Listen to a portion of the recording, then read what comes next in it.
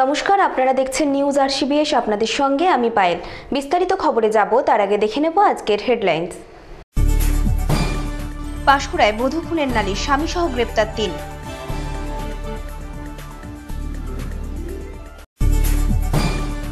শ্লীলতাহানির প্রতিবাদ করায় ২ মহিলাকে মারধর, অভিযোগ দায়ের থানায়, অভিযুক্ত পলাতক। শহীদ ক্ষুদিরামের মূর্তির মুখ বিকৃত, উত্তেজনা এলাকায়।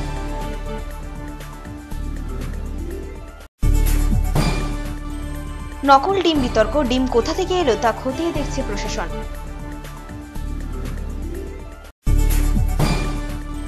পরিবেশ বান্ধব উপায়ে লাভজনক মৎস্য চাষের প্রদর্শনী ক্ষেত্র স্থাপন, সহযোগিতায় সুতাহাটা পঞ্চায়েত সমিতি। বৈদ্যুতিক শকে মৃত্যু এক ব্যক্তির, পরিবারে নেমে এসেছে শোকের ছায়া।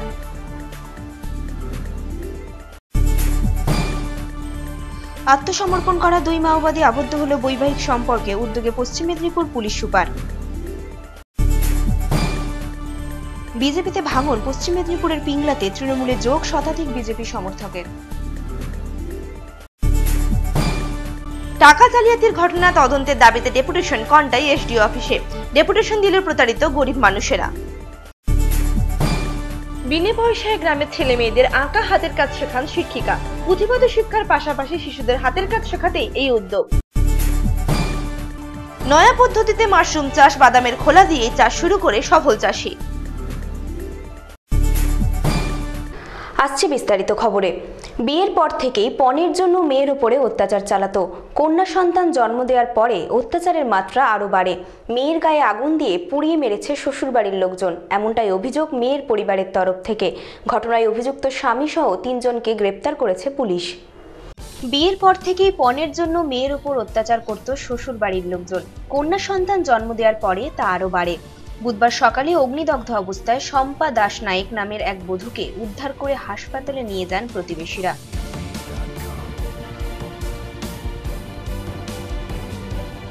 বৃহস্পতিবার তিনি মারা যান। গৃহবধূটির বয়স আনুমানিক ২০। তারপরেই পাঁশকুড়া থানায় মেয়ের শ্বশুরবাড়ির বিরুদ্ধে লিখিত অভিযোগ করেছেন বধূর বাবা। পুলিশ এবং স্থানীয় সূত্রে খবর, পাঁশকুড়ার রঘুবীর চক এলাকার বিকাশ নায়েকের সঙ্গে বছর ২ আগে বিয়ে হয় গুমাই গ্রামের শম্পা দাসের। বিয়েতে ১,২০,০০০ টাকা নগদ এবং ৫ ভরি সোনা দিয়েছিলেন মেয়ের বাবা। তারপরেও অতিরিক্ত পণের দাবিতে মেয়ের ওপর অত্যাচার চালাতো স্বামী এবং শ্বশুর শাশুড়ি। তো আমি বারবার ধরে শুনেছি যে বাড়িতে অশান্তি হতো, পারিবারিক বিভিন্ন সমস্যা নিয়ে, বিভিন্ন কাজকর্মের সমস্যা নিয়ে। তো সেগুলো গিয়ে মিউচুয়াল করে আসছে, বারে বারে এটা শোনা যায়। তারপরে রিসেন্টলি শোনা যায় ওই বাচ্চা একটা হয়, মেয়ে সন্তান হয়। মেয়ে সন্তান হওয়ার পর থেকেই আবার গণ্ডগোলটা বাড়ে। তো তারপরে ওদের বাড়ি থেকে প্রেশার ফিট করে যে তোমার মেয়ে সন্তান হয়েছে আর তোমার বাপের বাড়ি থেকে ৫০,০০০ টাকা নিয়ে আসতে হবে। আর ওর অসুখ বিসুখ দেখানোর জন্যে বা তোমার অসুখ বিসুখ দেখানোর জন্যে যা খরচা হবে সব তোমার বাপের বাড়ি থেকে দিতে হবে, তোমাকে এটা নিয়ে আসতে হবে। তো প্রেশার ফিট করে ও এসে বাবাকে বলার পরে কিছু টাকা দেওয়ার পরে তাতে শান্তি হয় না তারা। তো আবার বারে আবার প্রেশার ফিট করে যে ৫০,০০০ টাকা নিয়ে আসতে বলেছি, ৫০,০০০ টাকাই নিয়ে আসতে হবে তোমাকে। তো ও আর আসে না আসার কারণে ওকে আবার মারধর, অত্যাচার, ওর উপরে বিভিন্ন রকম অত্যাচার করে শ্বশুর শাশুড়ি এবং জামাই ৩ জনে মিলে। বিয়ের ১ বছর পর কন্যা সন্তানের জন্ম দেয় শম্পা। তারপর থেকেই বাড়ে অত্যাচারের মাত্রা। বুধবার সকালে অগ্নিদগ্ধ অবস্থায় মেয়েকে পাওয়া যায় তার শ্বশুর বাড়ি থেকে। গৃহবধূর স্বামী বিকাশ এবং শ্বশুর মনোরঞ্জনকে গ্রেপ্তার করেছে পুলিশ। রিসেন্টলি তারপরে আবার ও রান্নাবান্না করছিল, বাড়িতে অশান্তি টুকটাক হতেই থাকে। তো রিসেন্টলি রান্নাবান্না করছে বাড়িতে বসে। তো একদিন শ্বশুর শাশুড়ি আর জামাই ৩ জনে মিলে ধরে গায়ে কেরোসিন তেল ঢেলে দিয়ে আগুন ধরিয়ে দিয়েছে। খুন করা হয়েছে। হ্যাঁ, তো সে দেখার মতো নয় দৃশ্য। একদম কলাপাতায় করে তাকে তুলে নিয়ে গিয়ে হসপিটালে ভর্তি করা হয়েছিল। তারপরে একদিন ছিল, মারা গিয়েছিল। জাহাঙ্গীর বাদশাহ রিপোর্ট, নিউজ আরসিবিএস। শ্লীলতাহানির প্রতিবাদ করায় ২ মহিলাকে মারধরের অভিযোগ উঠল আরেফ খান নামক এক ব্যক্তির বিরুদ্ধে। ময়না থানার গড়সাপাত গ্রামের ঘটনা। ২ মহিলাকে প্রথমে স্থানীয় স্বাস্থ্যকেন্দ্রে এবং পরে তমলুক জেলা হাসপাতালে ভর্তি করা হয়। ঘটনার পর থেকেই পলাতক আরেফ। শ্লীলতাহানির প্রতিবাদ করায় ২ মহিলাকে মারধর ময়না থানার গড়সাপাত গ্রামে। চন্দননগর থানার বাসিন্দা শেখ জুলফিকার আলীর স্ত্রী শাবানা খাতুন গত 7 দিন আগে তার দিদি মুনমুন বিবির বাড়ি এসেছিলেন। আমি আমার বোন বৃহস্পতিবার হাট, আমার মেয়ে তো সঙ্গে সঙ্গে যাচ্ছে, আমারও মেয়ে ছিল, আমি আমার বোন পিছন পিছন যাচ্ছি। আমার মেয়ে আমার সঙ্গে মানে আগে একটু বেরিয়ে গেছে, আমার বোন আর আমি দুজনে একসঙ্গে যাচ্ছি। তো সে আমাদের পিছনের বাড়ি তাদের, আমি তাকে ভালো রকম চিনি না, সে এমনি ভাই ভাই বলবো। সে পিছন পিছন এসে বলে যে কি গো হাতির সাথে তুমি বসে যাচ্ছ? তা আমার বোন বলছে যে আমি কি তোমাদের খেয়ে মোটা হয়েছি? ব্যাস ঘুরিয়ে যেই বলেছে ও এসে বলছে ছেলেটা যে তুই কাকে বললি এসব কথা, তুই আমার কাছে ক্ষমা চা। আমার বোন বলছে যে আমি তোকে বলিনি, ছেলেটা আমি সেটা তো আমি তোকে বলিনি, তুই আমার কাজ ক্ষমা চাও। বলছে আমি কোনো অন্যায় কথা বলিনি, তুই আমার মোটা বলেছিস বলে আমি তোকে উত্তরটা দিলাম, আমি তোকে কেন তোর পায়ে ক্ষমা চাইবো না। ব্যাস এই বলেছে, বলা মাত্র আমার বোনকে জুতো খুলে এতবার আমি তার সঙ্গে ছিলাম, আমার হাতে মেরেছে, আমি জঙ্গলে ফেলে দিয়েছি। জঙ্গল থেকে আমি উঠে ওকে ছাড়াতে পারছি না, এত মাঠে ফুল ফুল সব ঢুকে গেছে, ওর ফুলে কপালের একদিকে সব খুলে গেছে। বৃহস্পতিবার সন্ধ্যের সময় শাবানা এবং তার মেয়ে ঈশা খাতুন বয়স আনুমানিক 8 বছর এবং দিদি মুনমুন বিবি গ্রামের রাস্তা দিয়ে যাচ্ছিল। সেই সময় এলাকার বাসিন্দা নিয়ান খানের পুত্র শেখ আরেফ শাবানাকে লক্ষ্য করে কথা বলছিল। তখন সেই কথা সহ্য করতে না পেরে শাবানা প্রতিবাদ করে। আমি আমার দিদির বাড়ি বেড়াতে এসেছি, বিগত 8 দিন হলো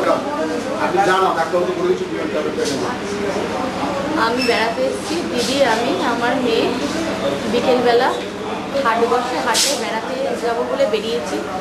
একটি ছেলে পিছন থেকে একটা কমেন্টস করে, হাতি মশা এসব নোংরা নোংরা কমেন্টস করে, ভালো মাল যাচ্ছে, নোংরা নোংরা কথা বলে। তখন আমি বলি এসব কী ভাষায় কথা বলছো তুমি? তখন ছেলেটি বলে ভালো মালকে ভালো বলবো না, আমি সঙ্গে আমার মেয়ে আছে, ভদ্রভাবে কথা বলো। তখন দাঁড়িয়ে আমার মেয়ে বলবো এই নোংরা কথাটা, বুকের দিকে হাত দিয়ে অশ্লীল ভাষায় বলে, বুকের দিকে হাতটা নিয়ে অশ্লীল ভাষায় বলে, নোংরা কথা বলে। তখন আমি থাকতে পারিনি, আমি ছেলেটির কলার ধরে একটা থাপ্পড় মারি। আমি বুঝতে পারিনি সে সেভাবে আমাকে অ্যাটাক করবে। যেই আমি তার গালে একটা থাপ্পড় মারি, সে আমার সামনের কাপড় ছিঁড়ে আমাকে ধরে বিভৎস জুতো দিয়ে খুলে এই পোর্শনটা মারে। আমি এই কানে কিছু শুনতে পাচ্ছি না, বুকে হিপ করে, বুকে 4-5টা ঘুষি মেরেছে, যার জন্য আমার মুখ থেকে প্রচণ্ড ব্লাড বেরিয়েছে। এখানে ইনজুরি করে, নাকে লেগেছে। অ্যাট প্রেজেন্ট আমি খুব অসুস্থ। ঘটনার প্রতিবাদ করায় আরেফ মারধর করে শাবানাকে প্রথমে ময়না স্বাস্থ্য কেন্দ্রে ভর্তি করা হয়, পরে অবস্থার অবনতি হলে তাকে তমলুক জেলা হাসপাতালে স্থানান্তরিত করা হয়। আমি গতকাল বৃহস্পতিবার আমি দিদির বাড়ি বেড়াতে এসেছিলাম। তো গতকাল বৃহস্পতিবার আমার দিদি বলে যে এরকম বেড়াতে যাবি, আমাদের এখানে হাট বসে বৃহস্পতিবার। বললাম হ্যাঁ যাবো, চ। তো বিকেলবেলা নাগাদ দুজনে রেডি হয়ে আমার মেয়েকে নিয়ে, আমার দিদির মেয়েকে নিয়ে আমরা 4 জনে মিলে বেড়াতে বেরিয়েছিলাম যে হাটে যাব। তো ওদেরই বাড়ির পাশে মাঠের রাস্তা ধার দিয়ে যেতে যেতে ওই রাস্তা দিয়ে যাচ্ছিলাম, হঠাৎ ওদেরই পাড়ার একটা ছেলে আমাদের পিছন থেকে অশ্লীল ভাষায় কমেন্টস করে। তখন আমি তাকে বলি তুমি এই রকম ভাষা প্রয়োগ করছো কেন? আমার দিদি বলে দেখো শহরে মেয়ে এইরকম ভাষা শুনতে অভ্যস্ত নয়। তখন ও আরও নোংরা ভাষা বলে এবং আমার মেয়ের সামনে যাচ্ছিল, সে আমাকে ছেড়ে আমার মেয়ের সামনে গিয়ে তার রীতিমতো তার হাতটা টাচ আপ করে আরও নোংরা কথা বলে। তখন আমি থাকতে না পেরে আমি তার কলারটা ধরে তাকে দুটো গালে চড় মারি। এরকম অসভ্যতামি, আমাকে নোংরা কথা বলে আমার ওই বাচ্চা মেয়েটাকেও নোংরা কথা বলছো? যেই না আমি তাকে চড় মারি, সে পাল্টা আমাকে বিভৎস মারে। আমার এই বাপস্থানটায় তার পায়ের জুতো খুলে আমাকে বিভৎস মারে, মানে রীতিমতো আমি সেন্সলেস হয়ে যাওয়ার জোগাড়। এইখানে মারার পর আমার দিদি যখন আমাকে ধরতে যায় যে এভাবে ওকে মেরো না, তাকে লাথি মেরে জঙ্গলের পাশে আলপাড়ে সরু রাস্তা, তো তাকে রাস্তার ধারে ফেলে দিয়েছে। ময়না থানায় আরেফ খানের নামে অভিযোগ দায়ের করা হয়। ঘটনার পর থেকেই পলাতক আরেফ। মনে হচ্ছে যেন সিনেমার শুটিং চলছে, তারা দেখছে। আমার সত্যি বলতে খুব বাজে লাগছে, এই লজ্জার মারটা খেয়েছি আমি, খুব লজ্জাজনক মার। এবং এইভাবে বিকেল 5টা থেকে 5:30টার মধ্যে দিনের আলোয় একটা মহিলাকে প্রতিবাদ করার জন্য একটা ছেলে এইভাবে ফেলে মারতে পারে, আমার সত্যি খুব লজ্জা করছে। জায়গাটা বললেন ময়না গড়সাফাত হাক্কানি ময়না গড়সাফাত হাক্কানি মসজিদ পাঠানপাড়ার ভিতর দিয়ে একটা রাস্তা আছে যেটা হাটে আসা যায়। হ্যাঁ, আমি থানায় জানিয়েছি এবং থানা থেকে খুব ভালো আমি সাপোর্ট পাচ্ছি। আমাকে কালকে ময়নায় হাসপাতালে অ্যাডমিট করা হয়েছিল, সেখানে থানার ওসি উনি এসছিলেন এবং থানার যিনি আমার আয়ক এসআইও তিনিও ভীষণভাবে সাপোর্ট করছেন এবং তারা ওনাকে ধরার চেষ্টা করছে ছেলেটি এলাকায় নেই। আমি চাই যেন এর শাস্তি হোক। ছেলেটি একাই ছিল। জাহাঙ্গীর বাদশাহ, অসিত বেরা ও যাদব বেরার রিপোর্ট, নিউজ RCBS। বিপ্লবী শহীদ ক্ষুদিরামের মূর্তিতে রাতের অন্ধকারে দুষ্কৃতীরা মুখে কালো রং দিয়ে বিকৃত করার ঘটনায় চাঞ্চল্য এলাকায়। পূর্ব মেদিনীপুর জেলার ভগবানপুর থানার পাজনকুল গ্রামের ঘটনা। পরে পুলিশ এসে মূর্তিতে নতুন করে রং লাগায়। পূর্ব মেদিনীপুর জেলার ভগবানপুর থানার পাজনকুল গ্রামে বিপ্লবী শহীদ ক্ষুদিরামের মূর্তিতে রাতের অন্ধকারে দুষ্কৃতীরা ক্ষুদিরামের মুখে কালো রং দিয়ে লেপে দেয়। রং দিয়ে মূর্তির মুখ কে বিকৃত করে দিয়েছে সেই ঘটনায় এলাকায় রয়েছে উত্তেজনা। ভগবানপুর থানায় অভিযোগ জানানো হয়েছে, তদন্ত শুরু করেছে পুলিশ। ভগবানপুর থানার উদ্যোগে কালি লাগিয়ে দেওয়া ক্ষুদিরাম মূর্তিতে নতুন করে রং করে দেওয়া হয়। ক্ষুদিরাম ভারতবর্ষের স্বাধীনতার জন্য ফাঁসিও হয়েছে। তার ভারতবর্ষের স্বাধীনতা অনেক তার অবদান আছে, অতএব এটা সমাজের উজ্জ্বল ব্যক্তি তিনি। তার মুখে এরকম কালি দেওয়া উচিত নয়, কোনো ব্যক্তিরই এটা কাজ করা উচিত নয়। যে বা যারা বা করেছে তার প্রকৃত শাস্তি হওয়া উচিত। ক্ষুদিরামের স্ট্যাচুটি কোনো ব্যক্তিগত নয়, এটা সমাজের, এটা সবার রক্ষা করা উচিত এবং দায়িত্ব এবং কর্তব্য। অতএব যে বা যারা রাতের অন্ধকারে বা অজান্তে দিয়েছে তার শাস্তি পাওয়া উচিত। এটা সমাজের কলঙ্ক, দেশের কলঙ্ক। তিনি একজন স্বাধীনতা সংগ্রামী, ক্ষুদিরাম একজন স্বাধীনতা সংগ্রামী, দেশের জন্য নিজের প্রাণও দিয়েছে। তার ফাঁসিও হয়েছে ক্ষুদিরামের। জাহাঙ্গীর বাদশাহ রিপোর্ট, নিউজ RCBS। ফের নকল ডিম বিতর্ক। পূর্ব মেদিনীপুর জেলার তমলুক থানার শহীদ মাতঙ্গিনী ব্লকের বল্লুকের 2 নম্বর গ্রাম পঞ্চায়েতের 209 নম্বর উত্তর ঔষধপুর গ্রামে মিড ডে মিলের খাবার তৈরির সময় ডিমের পেটি থেকে একটি অস্বাভাবিক ডিমকে ঘিরে ছড়িয়ে পড়ে আতঙ্ক। ডিমটি কোথা থেকে এলো তা খতিয়ে দেখছে প্রশাসন। ফের নকল ডিম বিতর্ক পূর্ব মেদিনীপুর জেলায়। পূর্ব মেদিনীপুর জেলার তমলুক থানার শহীদ মাতঙ্গিনী ব্লকের বল্লুক 2 নম্বর গ্রাম পঞ্চায়েতের 209 নম্বর উত্তর ঔষধপুর গ্রামের ICDS সেন্টারে মিড ডে মিলের খাবার রান্না করার সময় ডিমের পেটি থেকে ডিম বার করতে গিয়ে দেখা যায় একটি ডিম অস্বাভাবিক প্রকৃতির। ব্যবহার করে ডিম তো দিতে হয়, আর আমাদের প্রেগন্যান্ট মাদার, ল্যাকটেটিং মাদার এবং শিশুদের খাওয়ানোর জন্য সেই পেটি থেকে একটা এরকম হঠাৎ করে পাওয়া গেছে। কোথায় পাঠানো হয়েছিল এটা? আমাদের সেন্টারে পাওয়া গেছে। কোন সেন্টার? কোন সেন্টার বলতে ওটা সম্ভবত রঘু 2, তাই তো? ওর না ওটা দেখে এটা হঠাৎ করে আজ পর্যন্ত আমাদের ম্যাক্সিমাম তো ডিম পদ্ধতি সব লাগে, সবসময় হয়, কখনো আমরা এরকম জিনিস পাইনি, সবসময় আমরা ভালো জিনিসই পাই। তবে হঠাৎ করে অ্যাক্সিডেন্টালি এই ধরনের জিনিসটা চলে এসছে। একটা পেটি থেকে হঠাৎ করে একটা পাওয়া গেছে। কি মনে হচ্ছে দেখে ডিমটাকে? দেখে মনে হচ্ছে যে এটা মনে হয় কোনো হঠাৎ করে যে কেউ হয়তো এটা অস্বাভাবিক জিনিস আছে, হয়তো কেউ ভূমিজিক্যালি করতে পারে, ভূমিজিক্যাল করারই একটা সম্ভাবনা বেশি আর কি। ইচ্ছে করে প্লাস্টিক মনে হচ্ছে এটা দেখে, তো মানে অ্যাবনর্মালিটি মনে হচ্ছে, মানে এটা স্বাভাবিক ডিম নয় এটা। এই ঘটনায় চাঞ্চল্য ছড়ায় এলাকায়। নকল ডিমটিকে তমলুক জেলা শাসকের অফিসে পাঠানো হবে।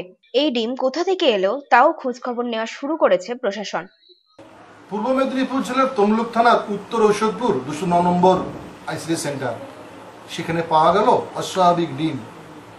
আর এই ঘটনায় চাঞ্চল্য হয়েছে এলাকায়।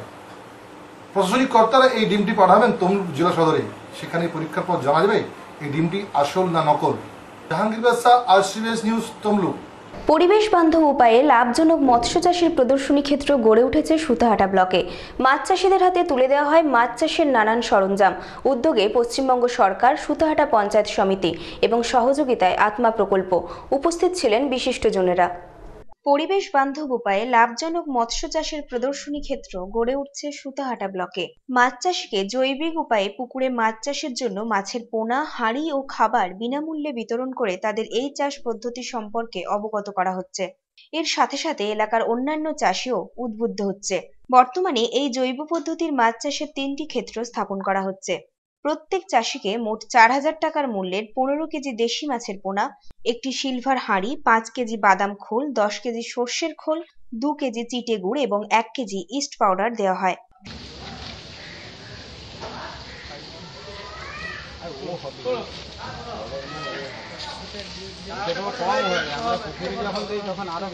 শুক্রবার সুতাহাটা ব্লক অফিসের সামনে থেকে মৎস্য দপ্তর এবং পশ্চিমবঙ্গ সরকারের উদ্যোগে সুতাহাটা পঞ্চায়েত সমিতির সহযোগিতায় আত্মা প্রকল্পের আর্থিক সহায়তায় এই সমস্ত উপকরণ মাছ চাষিদের হাতে তুলে দেন সুতাহাটা পঞ্চায়েত সমিতির মৎস্য কর্মাধ্যক্ষ শিপ্রা মণ্ডল, অনিমেষ দাস প্রমুখরা।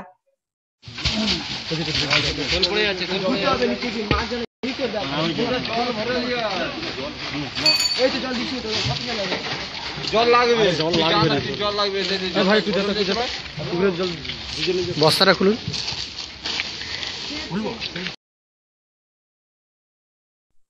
রঞ্জন মাইতির রিপোর্ট, নিউজ RCBS।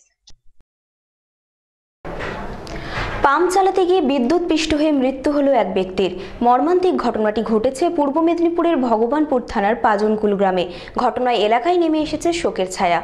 পাম্প চালাতে গিয়ে বিদ্যুৎ পৃষ্ঠ হয়ে মৃত্যু হলো এক ব্যক্তির। মৃতের নাম শোভনলাল দাস অধিকারী, বয়স আনুমানিক 60।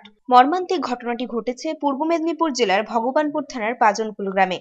স্থানীয় সূত্রে জানা গিয়েছে, সকালে নিজের বাড়ির বাগানে জল দেওয়ার জন্য টুলু পাম্প চালাতে গিয়ে ইলেকট্রিকের বোর্ডে বিদ্যুৎ পৃষ্ঠ হয়ে মারা যান শোভনলাল বাবু। ভগবানপুর থানায় খবর দেওয়া হলে পুলিশ গিয়ে দেহটি উদ্ধার করে ময়নাতদন্তের জন্য পাঠায়। মর্মান্তিক মৃত্যুর ঘটনায় এলাকায় নেমে এসেছে শোকের ছায়া। ঘটনাটা সকাল 7টার সময় আমি পঞ্চায়েতের কাজে ব্যস্ত ছিলাম। হঠাৎ ফোন আসে আমার এলাকায় শোভনলাল অধিকারী ইলেকট্রিক শকে মারা যায়।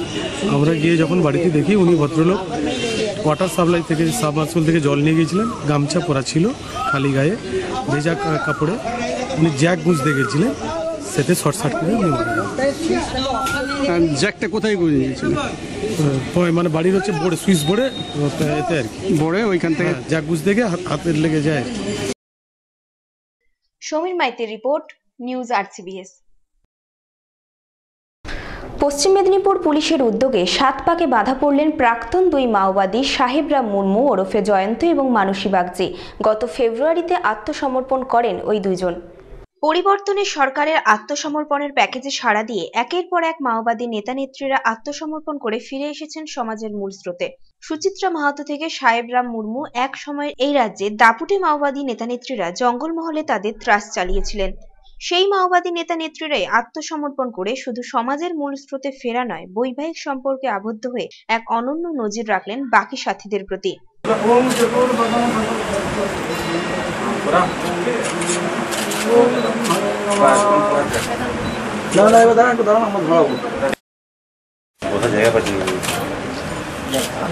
দাদা একটু তাকান না, দাদা একটু তাকান, না রিকোয়েস্ট করছি, দুজনেই তাকান। একজন তাকান, একজন তাকান, দেখি একটু তাকান।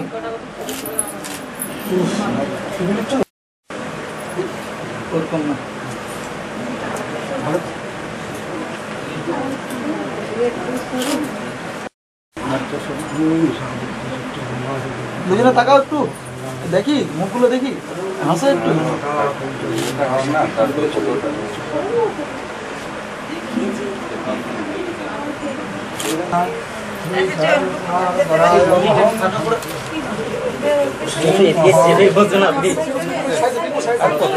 দাঁড়ান, এটা পুরোটা কমপ্লিট।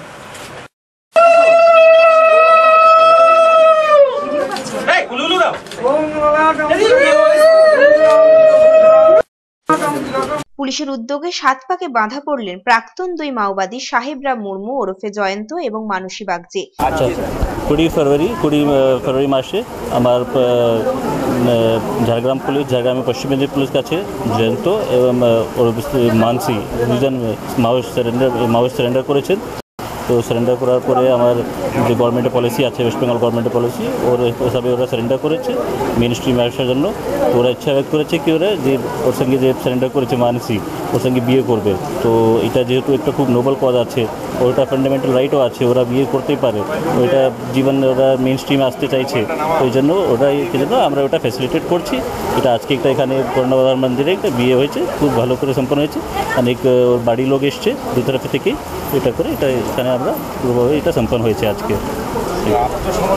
বৃহস্পতিবার মেদিনীপুরের কর্ণগড় মন্দিরে তাদের বিয়েতে ছিলেন পশ্চিম মেদিনীপুরের এসপি ভারতী ঘোষ সহ জেলার পুলিশ কর্তারা। গত ফেব্রুয়ারিতে আত্মসমর্পণ করেন এই দুইজন। হ্যাঁ, দুই জেলা একসঙ্গে চার হাত করলো তা না, দুই জেলা একটা রাস্তা দেখালো, যে রাস্তা দিয়ে আমি আশা করব যে আরও যারা যারা এই পথে আসেননি, মেইন স্ট্রিমে আসেননি, তারা এটা দেখে নিশ্চিন্ত হয়ে এই শান্তির পথে এই সাধারণ মানুষের যে জীবনযাত্রার যে নর্মাল মেইন স্ট্রিম বলি, তাতে তারা চলে আসবেন। এবং আমাদের ওয়েস্ট বেঙ্গল গভর্নমেন্টের যে সারেন্ডার প্যাকেজ, তাতে এত ভালোভাবে পুলিশ প্রশাসন থেকে শুরু করে গভর্নমেন্টের সবাই মিলে এদের যে নর্মাল মেইন স্ট্রিমে আনতে সাহায্য করছেন, এটাতে আশ্বস্ত হবেন। এবং যারা আছেন on the wrong side of the law এখনও, তারা এই ডাকে সাড়া দিয়ে চলে আসবেন, এই আশা আমরা রাখি। এবং এটা একটা অত্যন্ত সুন্দর পরিচ্ছন্ন একটা হিউম্যান অ্যাপ্রোচ, বিয়ে করে শান্তিতে বসবাস করা, শান্তিতে থাকা। এর জন্য দুই জেলার একসঙ্গে এসপি ঝাড়গ্রাম রয়েছেন, আমি রয়েছি, আমরা যতটা পেরেছি সাহায্য করে এই শান্তির পথে এদের এগিয়ে দিচ্ছি। জাহাঙ্গীর বাদশাহ রিপোর্ট, নিউজ RCBS। ফের বিজেপিতে ভাঙন পশ্চিম মেদিনীপুর জেলাতে। জেলার পিংলাতে বিজেপি ছেড়ে তৃণমূলে যোগ দিলেন প্রায় শতাধিক বিজেপি সমর্থক। জেলা সভাপতি অজিত মাইতি পতাকা তুলে স্বাগত জানান ওই সমর্থকদের। ফের বিজেপিতে ভাঙন পশ্চিম মেদিনীপুর জেলাতে। জেলার পিংলাতে বিজেপি ছেড়ে তৃণমূলে যোগ দিলেন প্রায় শতাধিক সমর্থক। জেলা সভাপতি অজিত মাইতি পতাকা তুলে স্বাগত জানান ওই দলছুটদের। রাজ্য সভাপতি দিলীপ ঘোষ এ জেলার বিধায়ক হওয়ার দৌলতে বিজেপি তৃণমূলের মধ্যে সবচেয়ে বেশি টানাপোড়েন চলছে এই পশ্চিম মেদিনীপুর জেলাতেই। সেই মতো প্রায়ই বিজেপি ছেড়ে তৃণমূলে যোগদানের ঘটনা ঘটে বা তৃণমূল ছেড়ে বিজেপিতে।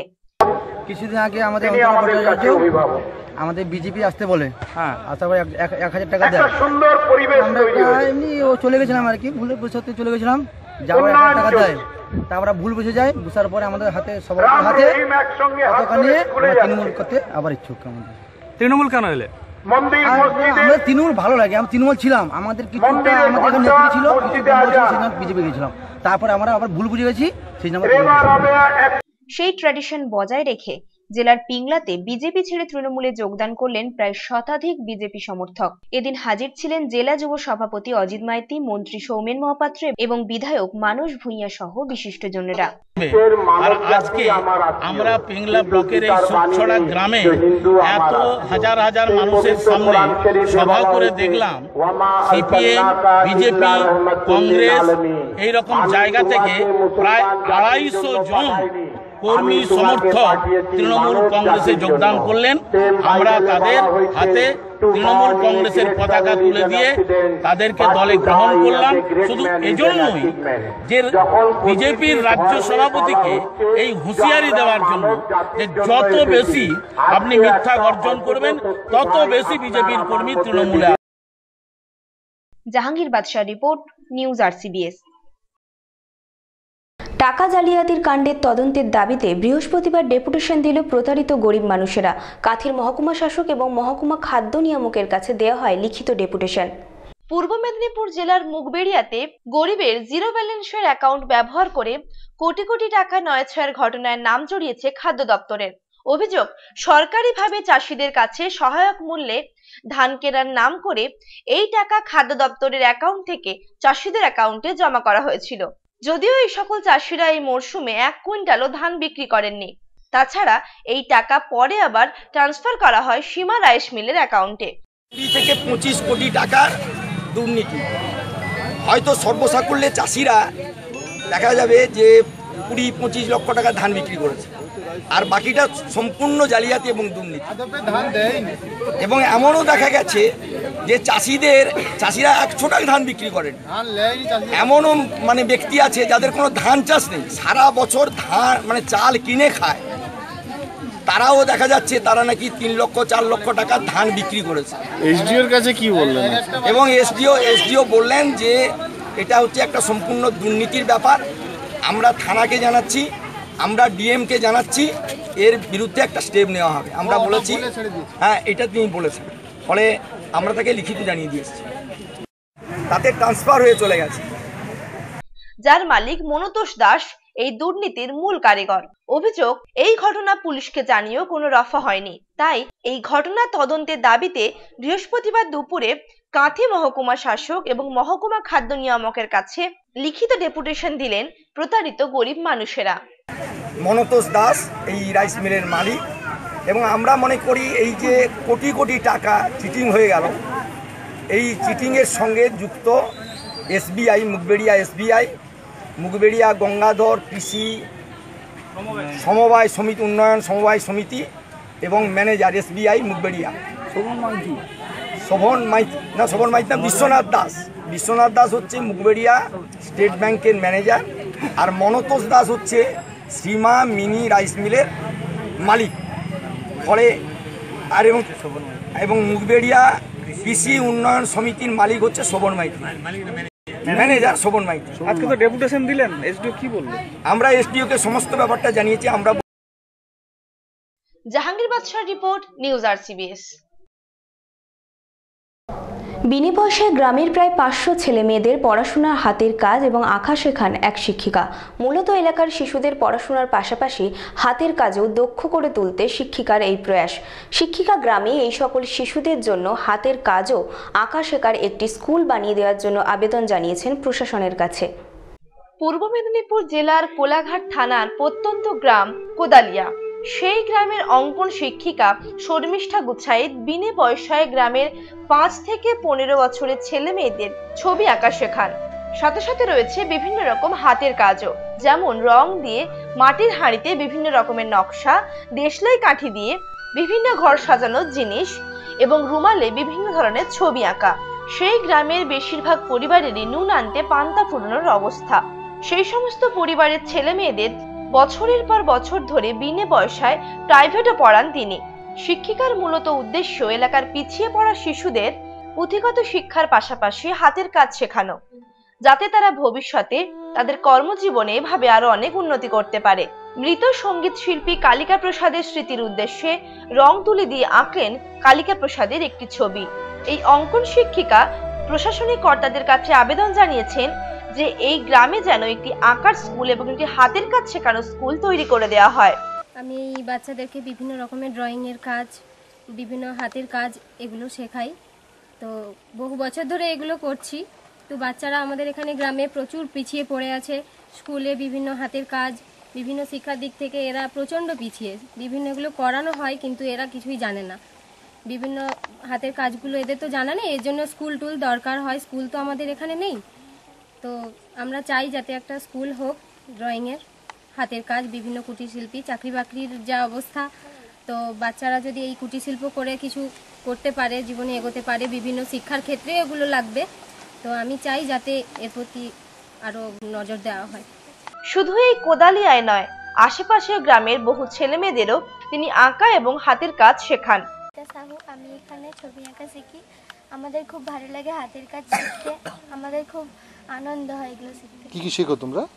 দেশলাই কাঠির কাজ, মাটির কাজ, পেপারের কাজ, এমনি ছবি আঁকা। মানে এমনি পড়াশোনার ফাঁকে এগুলো করতে এসো? হ্যাঁ। না তোমাদের কি এরকম একটা সরকার থেকে এরকম স্কুল হলে ভালো উপকৃত হবে? হ্যাঁ। কি হবে, কি প্রয়োজন বলো?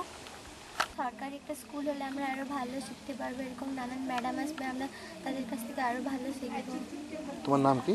অর্পিতা সাহা। বছর ধরে আমি এখানেই আঁকছি, খুব আমাদের ভালো লাগে আঁকতে। আমাদের আন্টি অনেক কিছু আঁকায়, দেশলাই কাঠির কাজ করায়, তুলোর কাজ করায়, মাটির কাজ করায়। বর্তমানে তার ছাত্রছাত্রীর সংখ্যা প্রায় 500 জনেরও বেশি। জাহাঙ্গীর বাদশাহ রিপোর্ট, নিউজ RCBS। কৃষি সংক্রান্ত সমস্ত খবর দেখতে চোখ রাখুন কৃষি কথায়।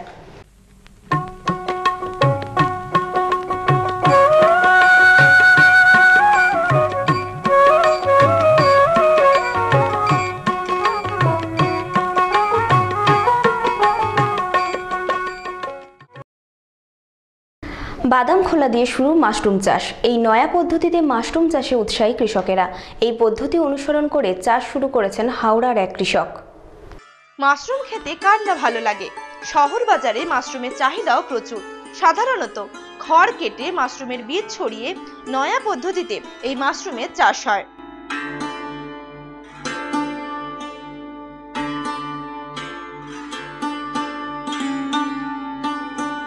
এই চাষের মধ্যে আমি মাশরুম চাষের মধ্যে ঢুকেছি 2005 সালে।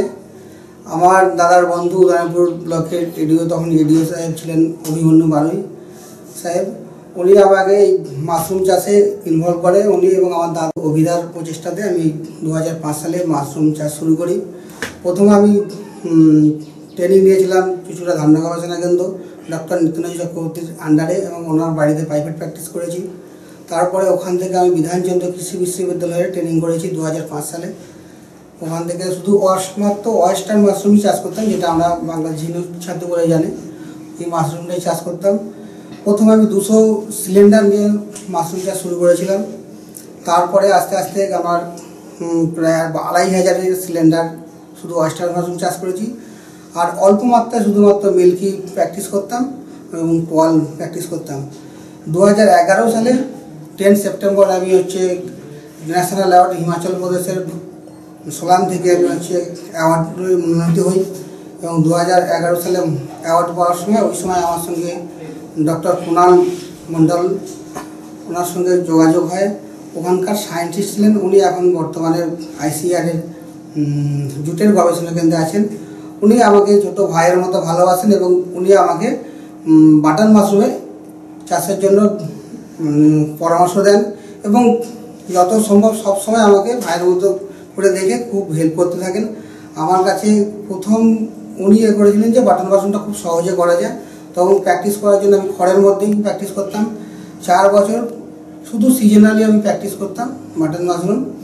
এবার এক নয়া পদ্ধতিতে শুরু হলো মাশরুম চাষ। বাদামের খোলা দিয়ে শুরু হয় মাশরুম চাষ। এই পদ্ধতি রাজ্যেই প্রথম। বাদাম খোসাতে বাটন মাশরুম চাষ করার জন্য প্রথমে বাদাম খোসাকে 48 ঘন্টা ভেজাতে হবে।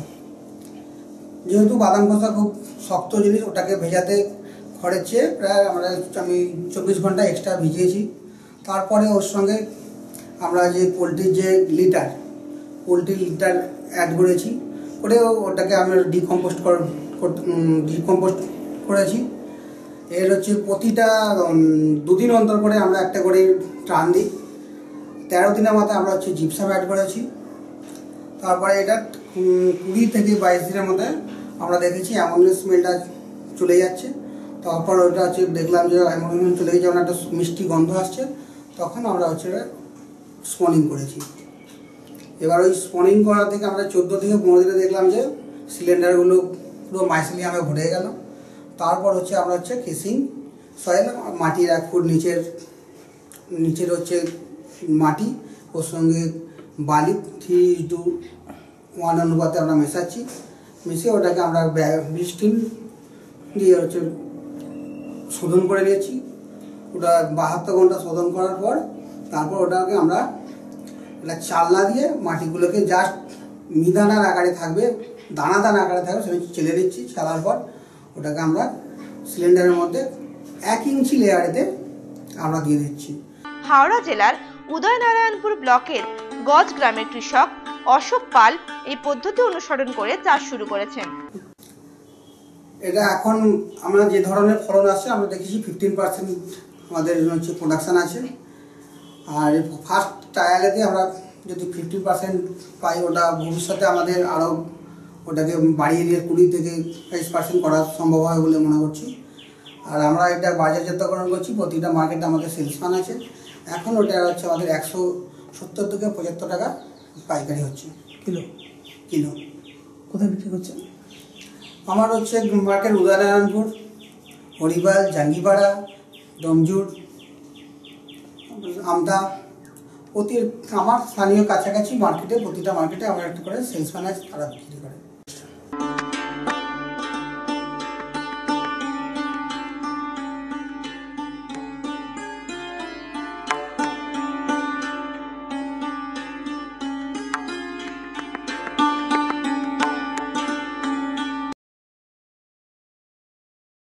প্রসূন ব্যানার্জির রিপোর্ট, নিউজ RCBS। যে রাধে সে চুলো বাঁধে, এই প্রবাদকে সামনে রেখে নতুন প্রতিভার খোঁজে সন্ধান চালিয়েছিলাম আমরা। মিউজিক ক্যাফেতে থাকবেন সেই সব প্রতিভারা যারা এর আগে কখনোই প্রচারের আলোয় আসেননি। এই সপ্তাহের শিল্পী বিউটি দত্ত রানা এবং পলি সামন্ত। শনি এবং রবিবার ঠিক রাত 8:45 দেখুন মিউজিক ক্যাফে।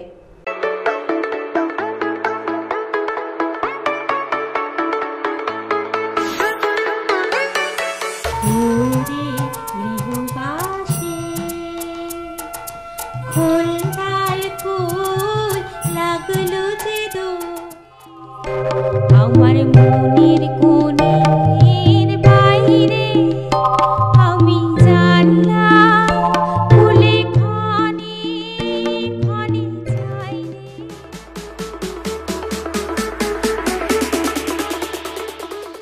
নিউজ RCBS আজকের মতো এই পর্যন্তই। দেখা হবে আগামীকাল ঠিক এই সময়ে। নমস্কার।